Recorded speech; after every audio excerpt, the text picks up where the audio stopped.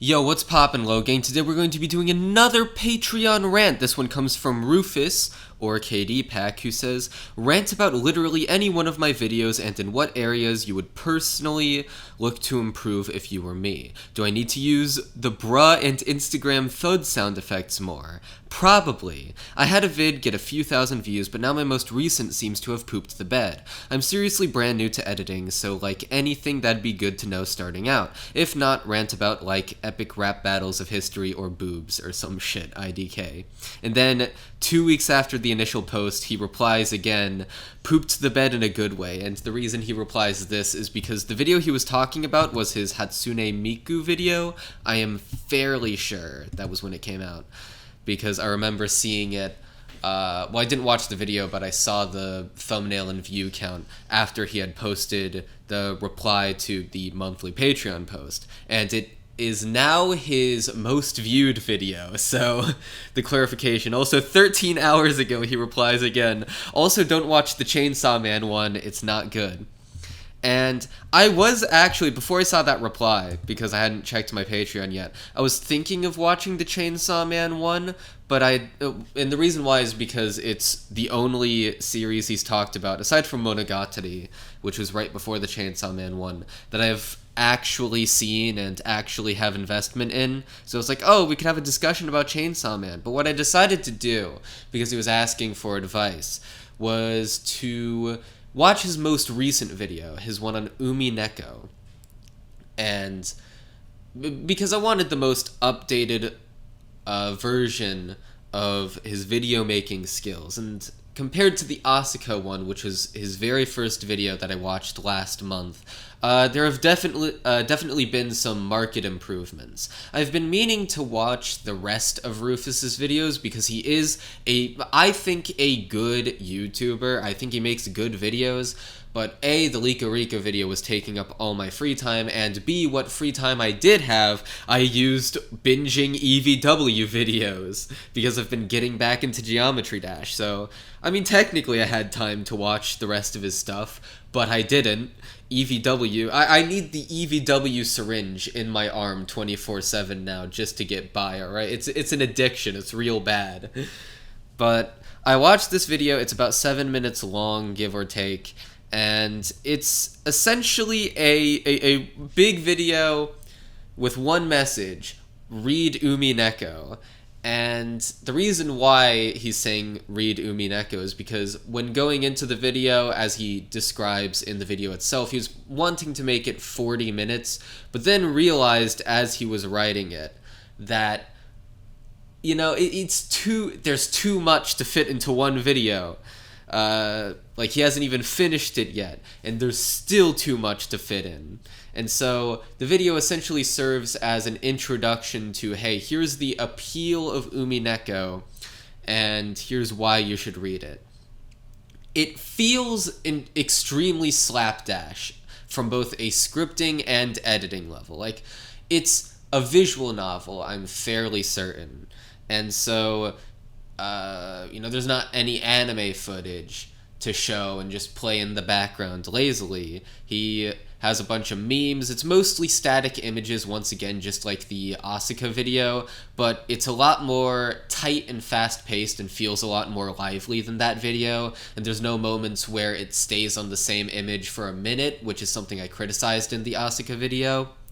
And so he has gotten better at editing, and the basic style has stayed intact. And there's like random cutaways to memes that don't even really make sense in the context of what he's saying. There's like there's one part in the video where the visual is, I think her name is Rika from Higurashi, turning into a watermelon, and it's like, this is what happens when you log on to Discord. That one was actually relevant to what he was saying, kind of. Not the watermelon bit, but the Discord bit. But it was like so nonsensical, I just had to pause and admire what was happening on screen. But yeah, it's very slapdash in its construction. You can sort of tell... You can very much tell, granted I may be wrong on this, but I think the chances of me being wrong are like 5% on this point. There's no way he had an outline going into the script. He was clearly like writing off the cuff, and then the basic structure of the video that was created when he wrote off the cuff was what survived. He just took out the presumably the typos and like sentences that didn't make much sense. And so it's very messy in its construction, in the sense that you can tell he was figuring it out as he went along. But nonetheless, there are some things he does say about the like about Umineko that do an effective job at shilling it, which is the point of the video. He talks about, he really beats this into your head, that it is longer than the Bible. It is an uber-dense, uber-long series that you need to have a lot of investment in to continue with. And in doing that, it sets up this ridiculously large cast of characters, each with their own dynamic with every other character, and it's very, very dense. And it's also very meta. And something that I found really interesting is that apparently the author was reading message board reactions to the series as he was writing it, so that he could tailor-make the experience to the fans of the story, to make it as engaging as possible based on audience interpretation and expectation, which I thought was an interesting idea that I'm sure has happened multiple times. I know this is a weird example, but like Gravity Falls would... Alex Hirsch set up this red herring and put it on a forum that outed what the fuck was his name? The old man who was kinda loony. I forget his name, but there was he put an image of him being the author of the journal on the message board, well, on a message board. I forget which one he posted it to, but it was meant to throw people off. And, it kind of reminded me of that sort of behavior. And there's another line... God fucking damn it, Snapchat, shut the fuck up. There's another bit that I like where he describes meta as, like, you're not expanding outward, but you're expanding up. And you can expand up infinitely. I thought that was very cogent. And he uses that as a frame of reference to describe what Umineko is like, which... wraps itself into the title. Umineko is peak fiction. That is because it goes the furthest up in terms of meta.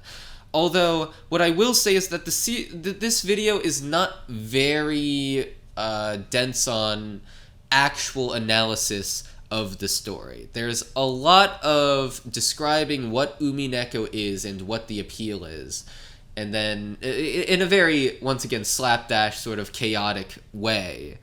But I do wish there was a bit more emphasis on, like, the series itself. Maybe describing some of the ways in which it's meta.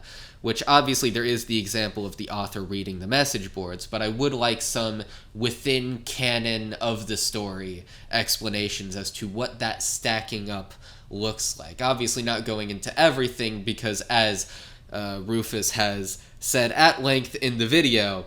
it's longer than the Bible, which is another interesting path to shill it down.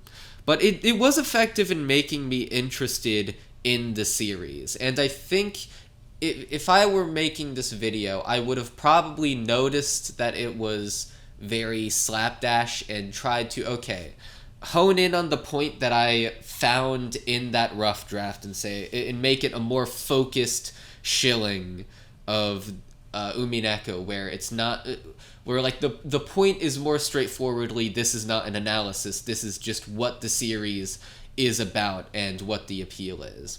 And granted, I do still think the video is effective in conveying that. It's just, once again, very slapdash, which is kind of an appeal in itself, because something that I occasionally get self-conscious about in my videos is that, strangely enough, like, the scripts can sometimes be too polished to the point where it doesn't feel like you're just some dude reviewing a show anymore. It feels like you almost put too much work into making it, all smoothly written or whatever. So this video has a very human element to it in that sense that I wouldn't want to ever get rid of entirely. A very, this sense of someone just spilling their thoughts about a show in this sort of disorderly fashion that does, at the end of the day, make for a very entertaining and, once again, human video. I thought it was a very good time. I don't have as much to say about this one as the Asuka video, mainly because it's, the second Rufus video. Although I will say a bit on his channel as a whole. He is doing extremely well on YouTube. Like, how long has he been doing this? I need to go back to his channel, because it can't be any more than, 2 or 3 months he's been doing this. So, Anime Guru, that's the channel. And by the way, I will link this video in the description and maybe in a pinned comment. So yeah, 3 months ago he released How Cool is Asuka Actually? And then he did 3 videos after that were about horror anime and Monogatari. Somehow I didn't watch the Monogatari video, which is bizarre because I love Monogatari. And then after that, after his first 4 videos, the latter 4 have gotten 1.5k, 5.7k, 13k, and 1.8k views respectively, which is probably higher on average than what my videos get. Obviously the Onimai video did spectacularly, but if you look at my 4 videos after that, fucking 2.1k, 4k, 1.6k, and then the Lika Rika video has been out for 2.5 days, so it has 1,000 views. But that's extremely good for a channel with 300 subs. I'm pretty sure, something around that. And for me to start getting those numbers, I was doing YouTube for 2 or 3 years, something like that. Some stupid amount of time, granted not consistently, but he's already sort of got it down pat. And the thing that's sort of weird about it is that his thumbnails are kind of the anti-AniTube meta. And that's actually something I like about his thumbnails, because I sort of have this inherent dislike of these very processed, flashy AniTube thumbnails that we tend to get nowadays, where the VFX are just on point, but they look kind of garish. His thumbnails are just, hey, let's put okay, so we've got this Hatsune Miku fan art with yellow text, special, Y, and the Y, both sides of the text actually are slightly cut off of the screen in a sort of awkward way. Goat God Kill Kill transcends fan service, and it's the image from the PogChamp meme. The Umineko thumbnail does try to get a bit more stylized, a bit more proper, but even then, it's not the meta, and I do like that about the thumbnails. And if I saw it, if I just saw the thumbnails off rip, I'd be like, there's no way that'll get views, but they do, strangely enough. And so I'd say, well, see, I'm not sure if you should continue down that path, because I know I'm supposed to be the guy giving advice, but I also only have 5k subs, and I'm still myself trying to find the ideal thumbnail for my videos, because clearly there's still some work to do in terms of finding the ideal balance. I think I need to find another Onimai video and another Onimai thumbnail. Although, a good way to check if your thumbnail is doing well is to look at the CTR, the click-through rate. So, for example, the reason why my Onimai video did well is because it had something like an 8% CTR, if I recall correctly. So, analytics, reach, and yeah, impressions, click-through rate, 7%. And then the Lika Rika video, that had a 6.1% CTR. It actually started off with an 8.8 CTR, but it slowly fell, unfortunately. The fucking strangulation video, 5.4% CTR. So as you can see, the Onimai video had the best CTR. Mashal video, 4% CTR. So you want to get that number up as high as possible.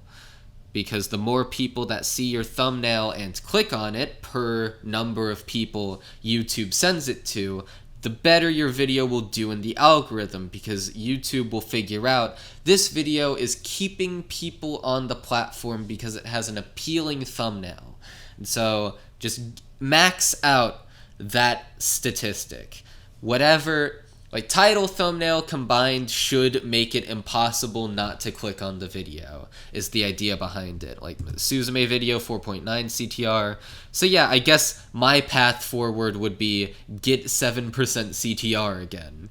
You know, find whatever thumbnail does that. And clearly I'm on sort of the right track with the Lico Rico thumbnail, because that one is doing better than most of my other videos in terms of CTR. Funnily enough, my Call of the Night video, though, the How Monogatari Influenced Call of the Night, has a 2.8 CTR, which is stupidly low, and somehow it still got 38k views. No idea how that happened, because that's sort of the opposite of what you would traditionally expect to be a good statistic. Like somehow it still works out. That's sort of an anomaly in terms of analytics. And that's another thing. Analytics always have anomalies. Sometimes YouTube just throws you a bone, and sometimes they fucking plummet your channel for no reason. Yeah, this rant actually went on longer than I expected to. Nice. Alright, that's about it. I'll have the video linked in the description. You should totally go subscribe to Rufus. His channel is the Anime Guru. He makes cool shit. See ya.